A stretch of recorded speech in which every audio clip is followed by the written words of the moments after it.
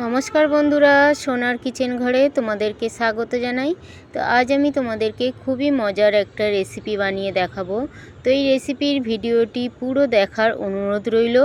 আর এই রেসিপিটি যদি ভালো লাগে কমেন্ট করো, লাইক শেয়ার সাবস্ক্রাইব করে আমার পাশে থেকো। যারা এখনও পর্যন্ত আমার চ্যানেলটিকে সাবস্ক্রাইব করেছো তাদেরকে অসংখ্য অসংখ্য ধন্যবাদ।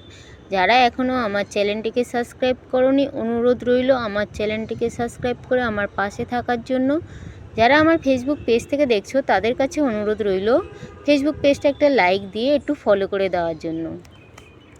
তো রেসিপিটি বানানোর জন্য এখানে দেখো আমি কিছু সবজি নিয়ে নিয়েছি। তো আজ আমি বানাবো ফুলকপির ডাঁটার সবজি। তো এখানে আমি ফুলকপির ডাঁটাটা লম্বা লম্বা করে কেটে নিয়েছি। আর সেই ফুলকপির ডাঁটার সবজি বানানোর জন্য আমি একটু মিষ্টি কুমড়ো, একটু বেগুন, একটু আলু আর একটু ফুলকপি কেটে নিয়েছি। তো সমস্ত সবজি আমি এভাবে ছোট ছোট করে কেটে নিয়েছি। তবে তোমাদের এখানে মন পছন্দ কোনো সবজি দিয়ে দিতে পারো। তো আমি এখানে এই সবজিগুলো নিয়েছি। এবারে এই ফুলকপির ডাঁটাটা বানানোর জন্য আমি এখানে দেখো একটা মশলা বানাবো। তার জন্য আমি 2 চামচ কালো সর্ষে আর 1 চামচ সাদা সর্ষে নিয়েছি। আর ওই সর্ষেটা আমি মিক্সিং জারের মধ্যে দিয়ে দিলাম, দিয়ে একটু নুন দিয়ে দিলাম, দিয়ে ঢাকা দিয়ে আমি এই সর্ষেটা প্রথমে শুকনো পাউডার বানিয়ে নেব। শুকনো এইভাবে পাউডার বানিয়ে নিলে সর্ষেটা কিন্তু খুব মিহি করে খুব সুন্দরভাবে কিন্তু পেশে আর একদম কিন্তু ছিবড়ে ছিবড়ে থাকে না। তো এখানে দেখো সর্ষেটার পাউডারটা আমি খুব সুন্দরভাবে বানিয়ে নিয়েছি। এবারে আমি জল দিয়ে খুব ভালো করে একটা পেস্ট তৈরি করে নেব। তো এবারে দেখো আমি গ্যাসের মধ্যে কড়াই বসিয়ে দিয়েছি। কড়াইতে আমি একটু সর্ষের তেল দিয়ে দিলাম। ফুলকপির ডাঁটা ফেলে না দিয়ে এইভাবে একবার সবজি বানিয়ে খেয়ে দেখো, ভীষণ ভালো লাগবে। তো তেলটা গরম হয়ে যাওয়ার পরে ওই তেলের মধ্যে আমি একটু গোটা জিরে দিয়ে দিলাম, 2টো শুকনো লঙ্কা গাটা একটু ফাটিয়ে দিয়ে দিলাম, আর একটা তেজপাতা আমি 2 টুকরো করে দিয়ে দিলাম। দিয়ে তেজপাতা, শুকনো লঙ্কা আর গোটা জিরেটা আমি একটু ভাজা ভাজা করে নেব। ততক্ষণ ভাজবো যতক্ষণ না একটা সুন্দর গন্ধ আসে। তো এখানে দেখো গোটা জিরেটা ভাজা হয়ে গেছে। এবার ওই জিরের মধ্যে আমি যে আলুটা নিয়েছিলাম ওই আলুটা দিয়ে দিলাম। দিয়ে আলুটা আমি একটু নাড়াচাড়া করে হালকা একটু ভেজে নেব। যেহেতু আলুটা সিদ্ধ হতে একটু সময় লাগে, যার জন্য আমি আলুটা প্রথমে দিয়ে দিলাম। দিয়ে হালকা আমি একটু নাড়াচাড়া করে নিলাম। হালকা নাড়াচাড়া করে নেওয়ার পরে আমি এখানে দেখো ফুলকপিটা যেটা নিয়েছিলাম আমি ফুলকপিটা দিয়ে দিলাম।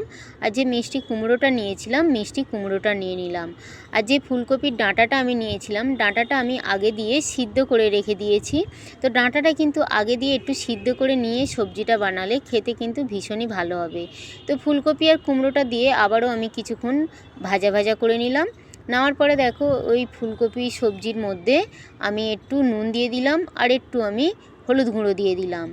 আর যে আমি বেগুনটা নিয়েছিলাম বেগুনটা আমি দিয়ে দিলাম। বেগুনটা কিন্তু সিদ্ধ হতে খুব বেশি সময় লাগে না, যার জন্য বেগুনটা আমি একটু পরেই দিলাম। তো বেগুনটা দিয়ে আবারও আমি হলুদ নুন দিয়ে খুব ভালো করে সবজিটা একটু হালকা ভাজা ভাজা করে নেব। তো এখানে দেখো সবজিটা কিন্তু প্রায় হালকা ভাজা ভাজা হয়ে এসছে। এইভাবে কিন্তু সবজিটা প্রথমে একটু ভাজা ভাজা করে নিতে হবে। নেওয়ার পরে দেখো আমি ঝালের জন্য কয়েকটা কাঁচা লঙ্কা দিয়ে দিলাম। আর একটা আমি ছোট ছোট করে টমেটো কেটে রেখেছিলাম ওই টমেটোটা দিয়ে দিলাম। দিয়ে আবারও আমি কিছুক্ষণ নাড়াচাড়া করে নেব যাতে টমেটোটা একটু গলে গলে যায়। সেইভাবে আমি কিছুক্ষণ আবারও সবজিটা আমি নাড়াচাড়া করে নেব।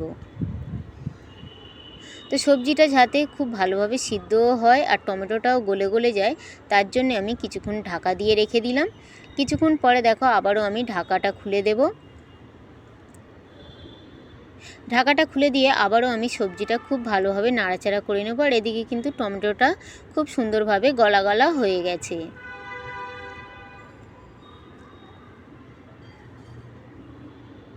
এবারে যে আমি ফুলকপির ডাঁটাটা নিয়েছিলাম ডাঁটাটা আমি বললাম যে আগে দিয়ে আমি একটু সিদ্ধ করে নিয়েছিলাম। তো ওই সিদ্ধ করা ডাঁটাটা আমি দিয়ে দিলাম। সিদ্ধ করা ডাঁটাটা দিয়ে আবারও আমি সবজির সঙ্গে খুব ভালোভাবে মিশিয়ে নিলাম। এখানে দেখো খুব ভালোভাবে ডাঁটা সবজিগুলো খুব সুন্দরভাবে আমি মিশিয়ে নিলাম। তো এখানে দেখো খুব সুন্দরভাবে মেশানো হয়ে গেছে।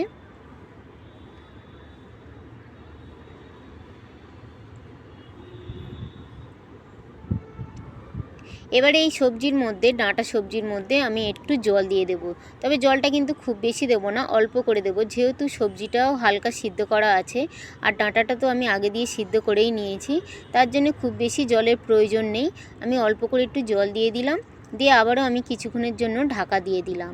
তো আবারও দেখো কিছুক্ষণ পরে আমি ঢাকাটা খুলে দেখব যে সবজিটা পুরোপুরিভাবে রেডি হয়েছে কিনা। তো এখানে কিন্তু সবজিগুলো প্রায় কিন্তু খুব ভালোভাবে সিদ্ধ হয়ে গেছে। সবজিটা কিন্তু আর বেশিক্ষণ বাকি নেই। এবারে কিন্তু সবজিটা প্রায় রেডি হয়ে এসছে। এবারে নামানোর আগে আমি যে সর্ষে বেটে রেখেছিলাম ওই সর্ষেটা আমি দিয়ে দিলাম। সর্ষেটা দিলাম আর একটু আমি চিনি দিলাম, যেহেতু এটা একটা নিরামিষ রেসিপি আর এটা সব রকম সবজি পড়েছে, একটু চিনি না দিলে খেতে কিন্তু ভালো লাগে না। তো তোমরা যদি চিনিটা পছন্দ না করো নাও দিতে পারো, কিন্তু চিনিটা দিলে খেতে কিন্তু ভীষণই ভালো লাগে। তো সর্ষে আর চিনিটা দিয়ে আবারও আমি 2 মিনিট খুব ভালো করে ফুটিয়ে নিলাম সবজিটার সঙ্গে। আর এখানে দেখো পুরো আমার সবজিটা রেডি হয়ে গেছে। ফুলকপির ডাঁটার যে সবজিটা আমি বানিয়েছি পরিবেশন করার জন্য কিন্তু পুরো রেডি। আর কত সুন্দর দেখো দেখতে লাগছে। তো ফুলকপির ডাঁটা ফেলে না দিয়ে এইভাবে একবার তোমরা বানিয়ে খেয়ে দেখো, ভীষণ ভীষণ ভালো লাগবে। গরম গরম ভাতের সঙ্গে তো অসাধারণ লাগে। তো এখানে দেখো সবজিটা আমার পুরো পরিবেশন করার জন্য রেডি। তো একবার হলেও তোমরা এইভাবে বানিয়ে খেয়ে দেখো, আশা করি ছোট থেকে বড় সবাইয়ের ভীষণ ভীষণ ভালো লাগবে।